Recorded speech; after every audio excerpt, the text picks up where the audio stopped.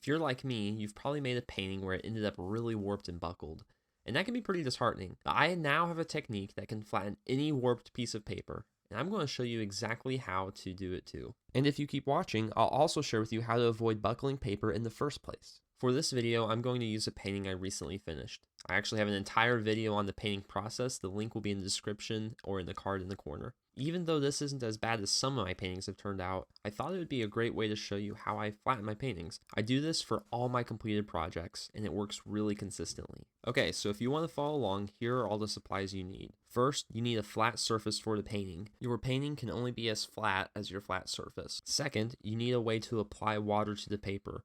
I'm going to use a spray bottle for this example. Third, you'll want 2 layers of paper towels to soak up the excess water. Fourth, you'll want something that has heavy weight to place on top of the painting so it can press down.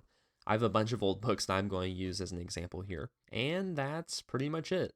If you want a way to evenly distribute the weight, you may want another flat surface like a piece of wood or a large piece of cardboard like I have here. On top of your flat surface, go ahead and get your first layer of paper towels ready.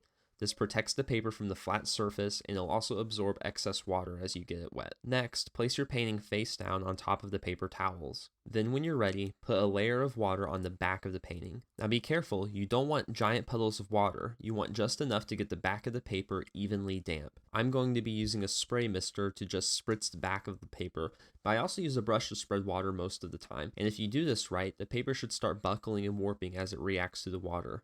You want that to happen. In this case, I probably should have done better to get a more even coat of water than I did, but it'll be okay. Next, go ahead and place your next layer of paper towels on top of the paper. Now, if your paper towels come in parts like mine, you'll want to make sure that they are even and they don't overlap. I've learned the hard way that uneven paper towels will actually create indentions into the paper, and then you'll have to go through this whole process over again. Trust me, you do not want to have to do that. And if you're using a flat board, go ahead and place it on top of the paper towels like I do here. Finally, you want to put a bunch of weight on these papers. The more weight you lay down, the more the paper will be pressed flat. I'm using these world record books. They were originally my parents', but I guess they just took up too much space in the house, and so now they're taking up too much space at mine. At least they come in handy with stuff like this. Now just walk away and let the painting flatten for the next 12 to 24 hours. Let's go ahead and skip ahead and see what happened. After I stopped recording, I ended up adding a few more books on top of the other ones. Yes, I have a bunch of these. And just to give it a bit extra push. I was pretty busy, so this was only about at the 12-hour mark. Normally I wait as long as I can, which is usually around 24 hours. Now before I show you, I just want to let you know, if your painting does not end up completely flat after this, that's okay. A lot of times you don't have to have a perfectly flat painting, especially if you're framing it, because the frame will flatten it on its own. If you found this video helpful, I'd appreciate it if you went ahead and liked it. Thanks. As I removed the paper towels, I could tell it worked out great.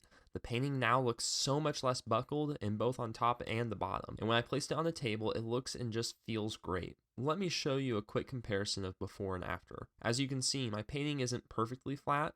If I could have used just a bit more water and spread it more evenly, I would have had better results. I actually did end up going over it and doing it again, and it turned out even better. But even this is perfectly fine for most purposes. I'm completely happy with it, and once you get a nice frame around it, you won't even tell that there was any buckling to begin with. So a quick recap, if you want to flatten buckled paper, dampen the back of the painting and sandwich it between a flat surface and weight. Let me know in the comments how this technique turned out for you. In reality though, the best way to get a flat painting is to take preventative measures to flatten it ahead of time. For your best chances of success, I recommend doing 2 things. First, use heavy, high quality paper. The heavier the paper, the more water it can take and the less it'll buckle. Try to get at least 140-pound paper or higher. In addition, 100% cotton paper will do the same thing. A brand I like to use is Arsh. As you can see, it's 140-pound, 100% cotton paper. The second preventative measure is to stretch your paper.